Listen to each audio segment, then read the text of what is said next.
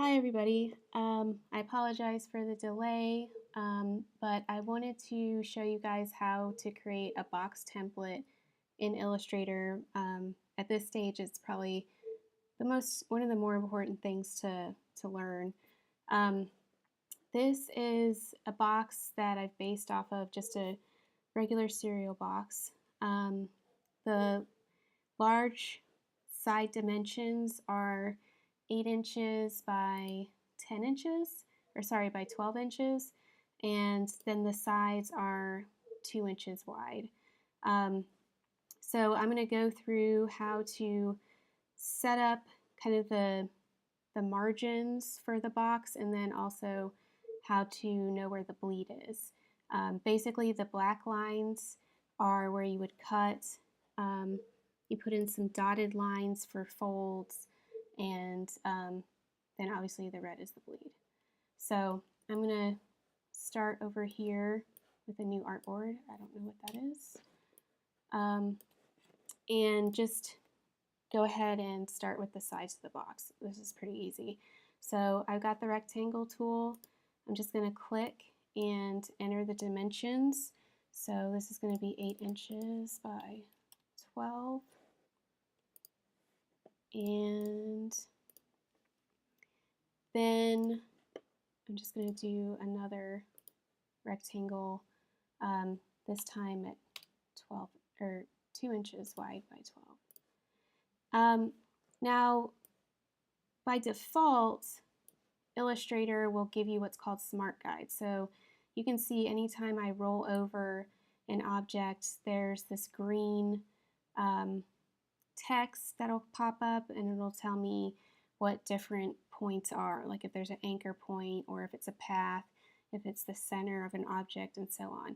The advantage of having smart guides is it'll allow you to align objects to one another very quickly, or put points in very precise areas without having to guess.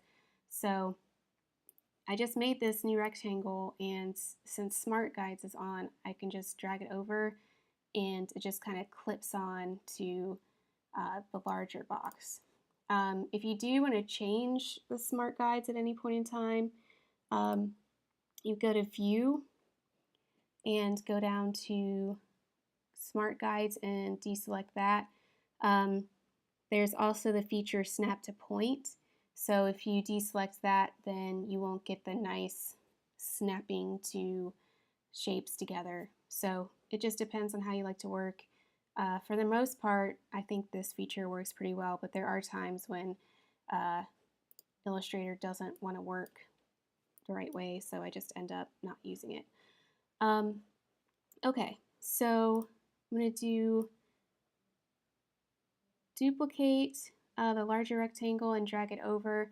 Remember, if you hold down Shift and Option, you get the double arrows, and you can move it along the same axis. So that's pretty easy. And then for the sides of the box,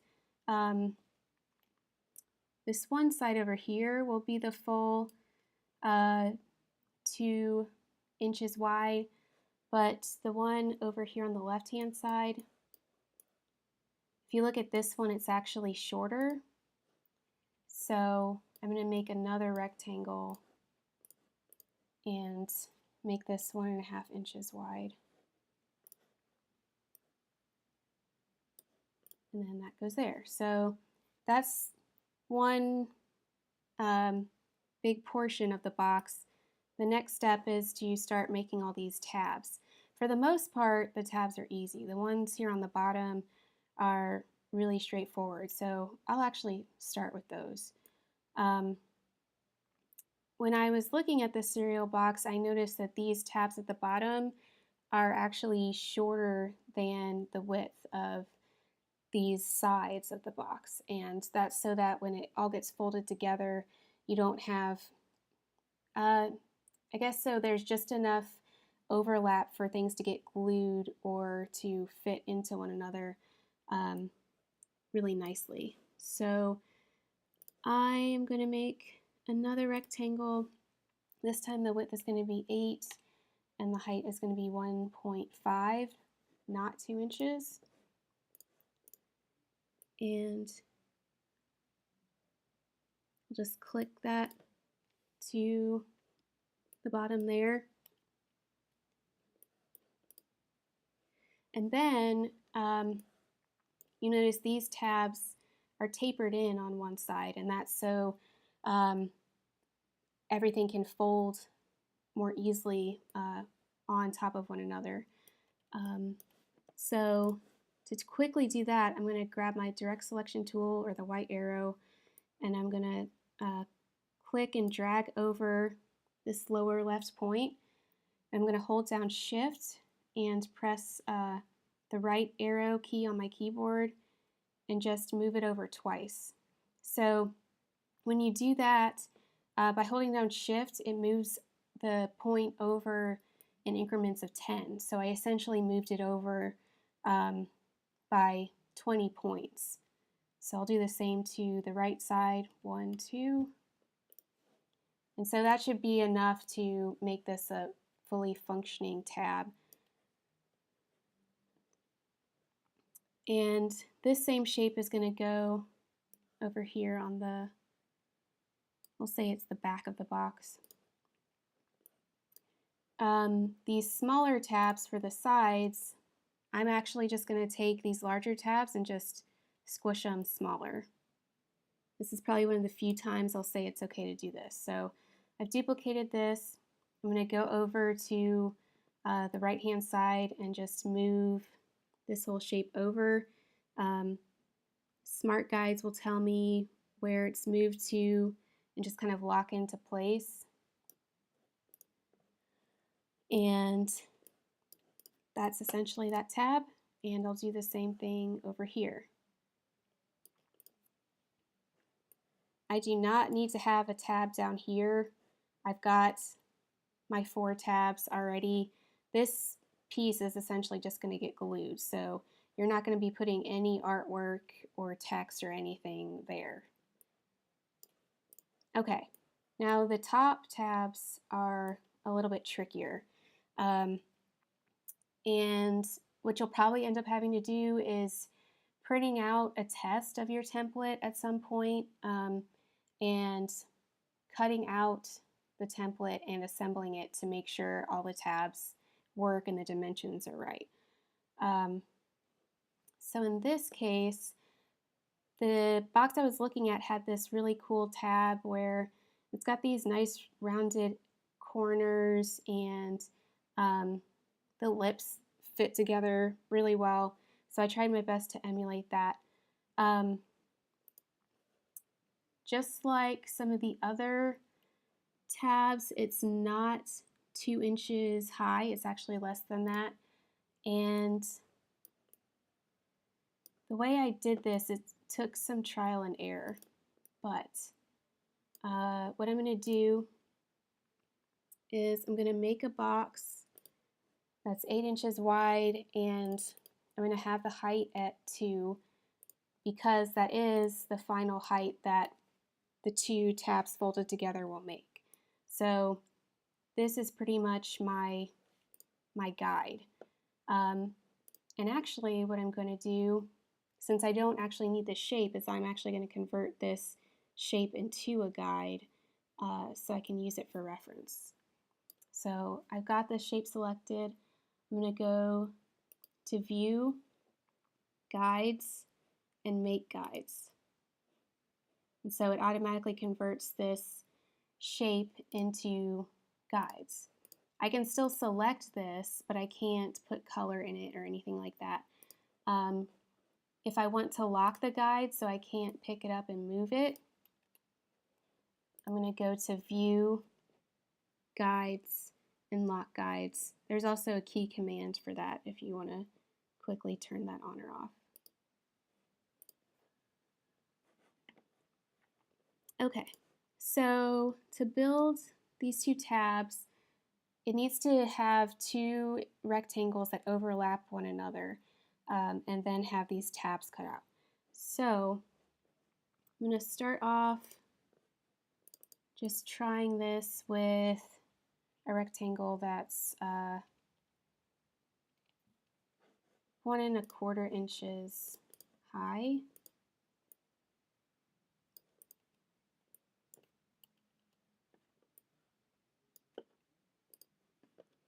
And I'm actually going to change the fill on this so it makes it easier to work with when I'm doing using the other rectangle on top. So this is rectangle number 1. I'm going to duplicate this and make the second rectangle. And so I can see where they overlap. I'm going to select both of them and go to transparency and do multiply. And this is something I'll do anytime I have to have things that line up very precisely, especially if you use colors cyan, magenta, and yellow. It's really easy to see where they overlap because they have this very saturated color that they produce.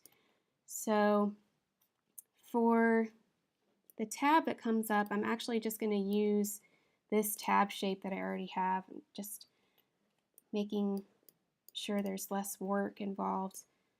So I'm going to take that and I'm going to flip this, go to transform, go to the drop down and go to flip vertical so it flips it upside down. And then I'm just going to shrink this a bit. So it has a 2½ inch width.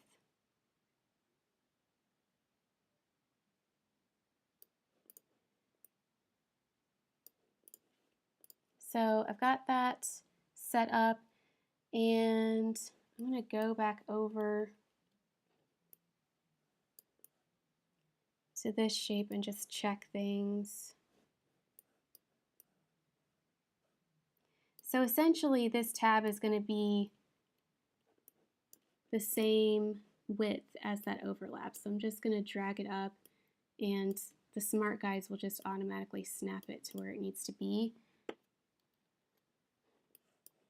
The other thing that this tab has is it's actually inset. Instead of the tab sticking out at the top, it's flush with the rest of the edge of the tab, which is, I think, is really nice. So then I have to create these triangular cutouts on either side of that tab.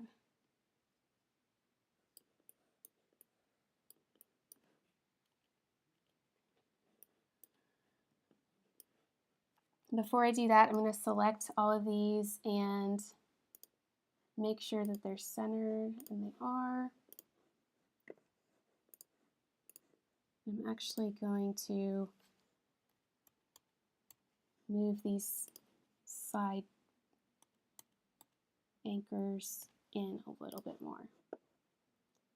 So to make those triangular cutouts, I'm going to take my pen tool and I'm just going to use the side of this tab as a guide. So I'm going to start up here, move down to the bottom of that side, and then move up and back over to finish that shape. And then I'm going to duplicate that and move it over. Go to transform, flip horizontal, and then put it up right next to that tab. So from here, I can start using the Shape Builder tool to piece all of this together. Remember, the Shape Builder tool will allow you to merge shapes together and cut things out. So before I get into that, I'm actually going to select everything that's going to be in this bottom piece and duplicate it just so I can work with this and not worry about messing up the second piece. I'm going to select all of these pieces and go to the Shape Builder tool, and I want to cut out this large piece, and then I'm going to click and drag up into the tab to merge that together. So voila, I have that shape there now. Now these triangles are their own shapes, so I'm just going to click and delete any crap that's left on there.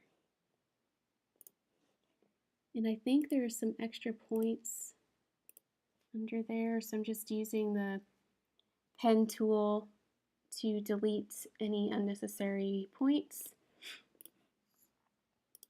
So this part is pretty much done. Now this piece up here, it is essentially going to have,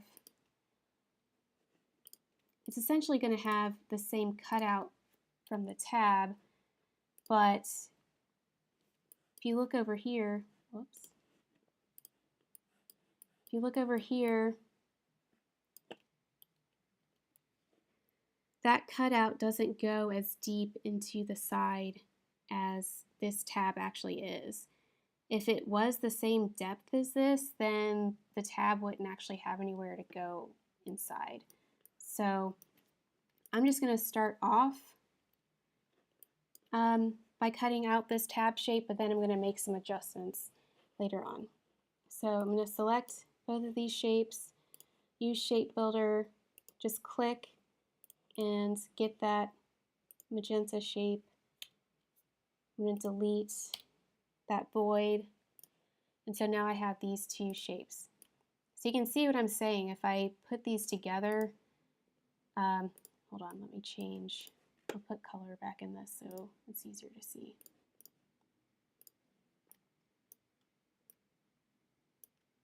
So if I don't make adjustments to this top piece, that tab isn't going to be held down by anything. So what I need to do, I'm actually going to cut this piece and put it in front of the blue piece. So Command X and then Command F to paste in front. This just makes it easier to select that shape. And then I'm going to select the points here at that top part of the tab. So I'm going to hold down Shift and use the direct selection tool so I can select just those points. And then I'm going to hold down Shift or just use the arrow tools until that line is kind of in the middle of the blue tab. Then I need to adjust the sides. So I'm going to go back, select the 2 points on this side of that void, and I'm going to start to move it over until the point is kind of in the middle of this void where the tab is. And usually when I do that, I have to count how many clicks I have made with the arrow key, just so I can do the same thing on the other side. So I'm going to count out loud. It's going to sound kind of dumb, but just bear with me. 1, 2, 3, 4, 5, 6, 7, 8, 9, 10. Okay, since I know that's 10, I can click these 2 points, just hold down Shift and press once, and that's where it needs to go. And so now if I actually constructed this, the tab would actually have something to fit into. Maybe I want to move this down even more just to be safe. Now the other really cool thing I want to show you is how you can create these rounded edges. It's actually really easy in Creative Cloud, and I'm really excited about it. So you might have noticed that when you have a shape selected, there are these little circles in some of the corners. Those actually allow you to round the corners. So right now I have the magenta shape selected. If I roll over one of these circles and drag, it's going to round all of the corners that also have a circle next to them. But I don't want to do that. I only want to select a few to apply that to. So I'm going to take the direct selection tool, roll over the points I want to adjust, and hold down Shift. So now I just have 4 points selected, and then I'm just going to click and drag to the right a little bit to get a nice curve. And I'm going to do the same thing to the blue shape.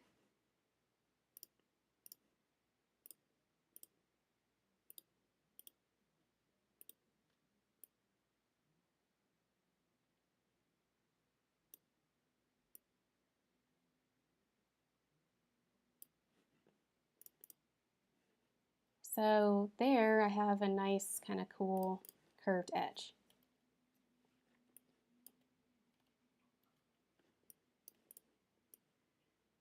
So I have my tabs. Now I can move these over and put them into place. So this bottom one just clicks to that part of the box. This one I need to flip, so I'm going to go to transform, flip vertical, and then click it in place. Then for the side tabs, I'm actually going to make those the same height that these were. So these are 1 1/4 inches high. So I'm going to make a rectangle that's 2 inches wide and 1 1/4 inches high, and move that into place.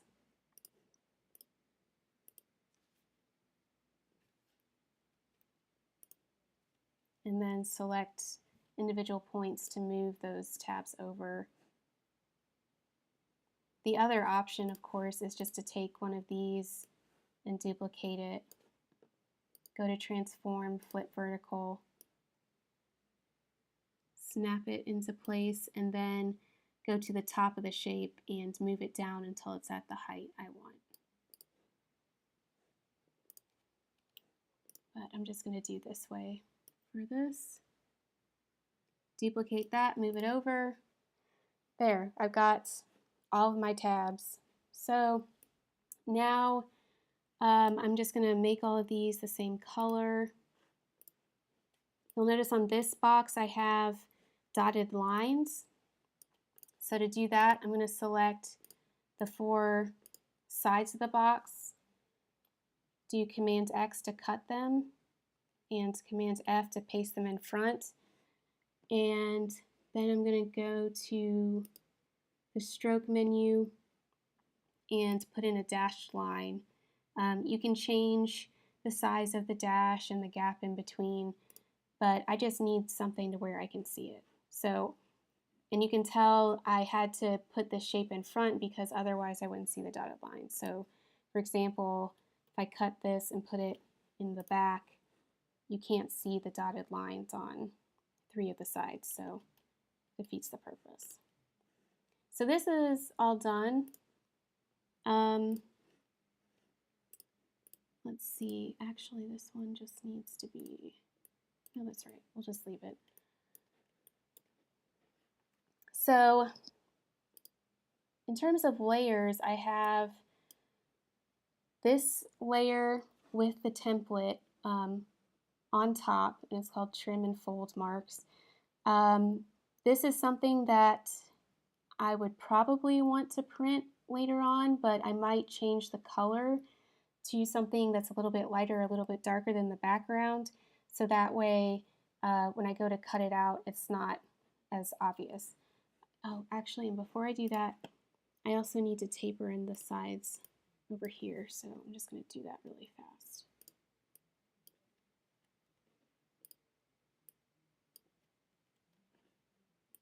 So I'm just selecting these and using Shift and the arrow keys to pull those in. Okay, so all of this is in the Trim and Fold Marks. Next I want to make a bleed. And so the bleed is actually below, it's the very last layer, and that's because I'm going to put all my artwork on top, and the bleed is just to tell me how far out the artwork should be. You don't really need a bleed, but it's a good habit to start to have. So I'm going to select these, this template and copy it. And then I'm going to go ahead and lock this layer so I don't mess with it. And I'm going to turn the visibility off. Then I'm going to go down to this bleed layer and do Command F, which pastes those shapes in this exact same spot where the previous shape was. So all of these are here. I'm going to select these and use the Shape Builder tool. And I'm just going to merge all these shapes together, which is super easy. Just click and drag, select those, click and drag to add in the tabs. And so those are all merged together. You could also do this to just have the cut marks, because essentially this is just where you're going to cut everything out. But what I want to do, the bleed obviously extends beyond the cut marks. So one way to do that is to use the stroke, add a stroke to it, and then expand it. So I have the shape selected. I'm going to go to the stroke menu and change this to 20 points. You can do any amount you want.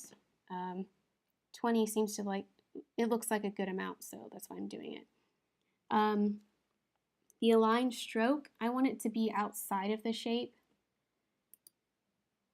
So you can see when I did that, the black line is actually now on the outside of that template.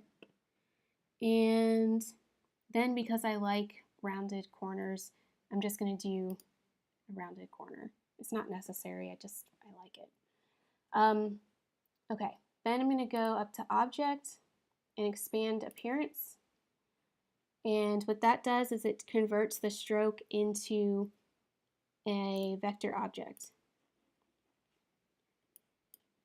So there's no more strokes in this, it's just vector shapes. I'm going to go back and use the Shape Builder tool again to merge all of those shapes together, so I just have one big one. And this is pretty simple.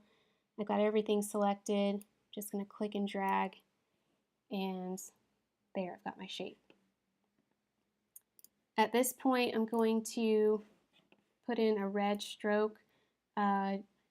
Usually the bleed line is red, so it makes sense.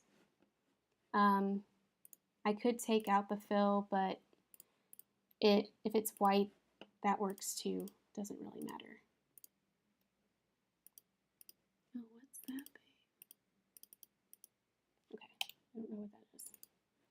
So, this is my bleed. And now when I go back and turn on the trim and fold marks, I can see where exactly the bleed extends to. So when I start making my artwork, and I'm just going to lock the bleed and lock the trim and fold layers and just work in the artwork layer, when I start adding artwork, I can use the bleed lines for reference. So anytime I have a color that extends all the way to the edge, oops, hold on.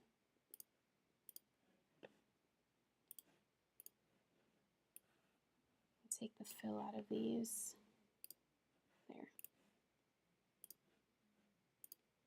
Anytime I have a color that goes off the edge of the template, I'm going to extend it to the bleed line. So like I said, you don't have to have a bleed, but it kind of helps to just be consistent. So that is it. Thanks.